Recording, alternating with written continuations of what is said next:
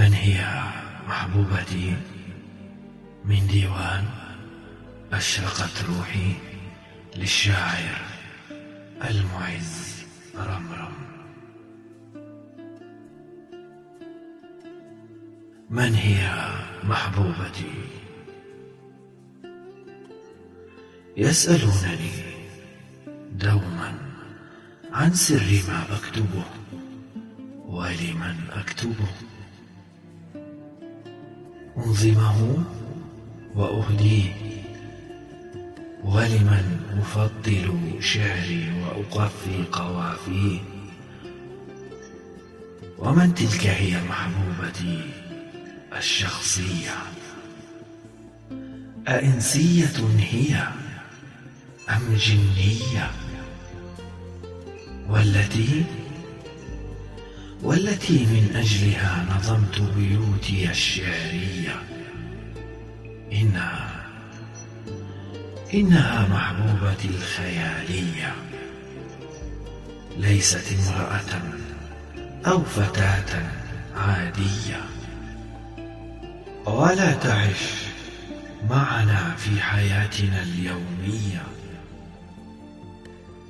إنما هي مجرد صورة طيفية،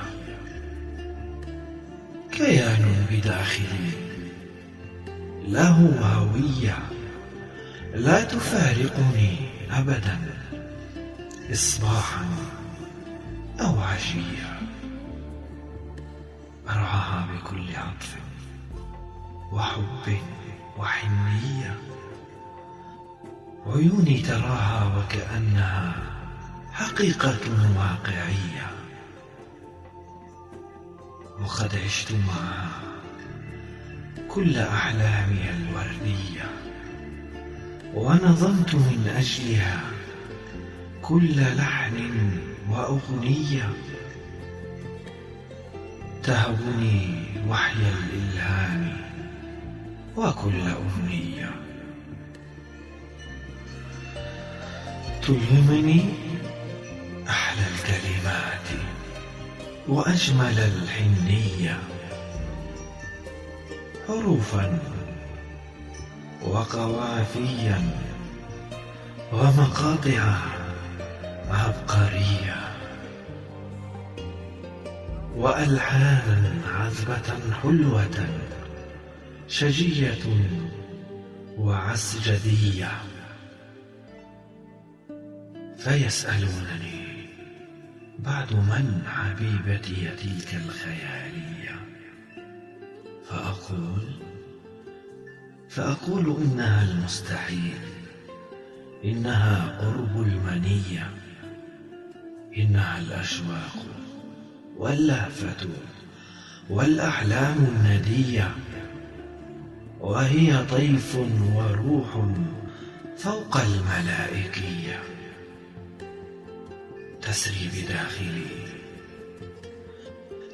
بداخلي لهفة ووجدا وشاعرية، تمدني بصفاء النفس والشفافية الروحانية.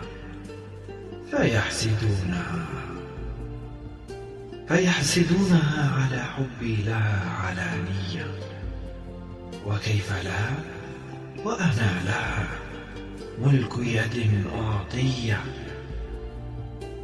أتعبد بمحرابها كل صبح وأمسية، وتعلم أسراري وحتى ميولي الفكرية، وتدري كل صغيرة وكبيرة عنها غير مخفية، تشاركني أنفاسي وحتى أحلامي المنامية،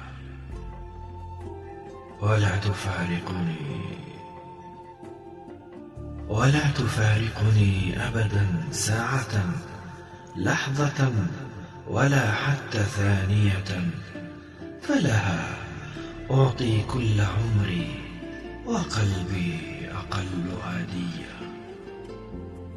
ملهمتي الخيالية الواقعية العبقرية. إنها صوت روحي، وستظل دوما باقية، وستشاركني أنفاسي، وتحوز حبي حتى المنية. من هي محبوبتي؟ بقلم الشاعر المعز رمرم.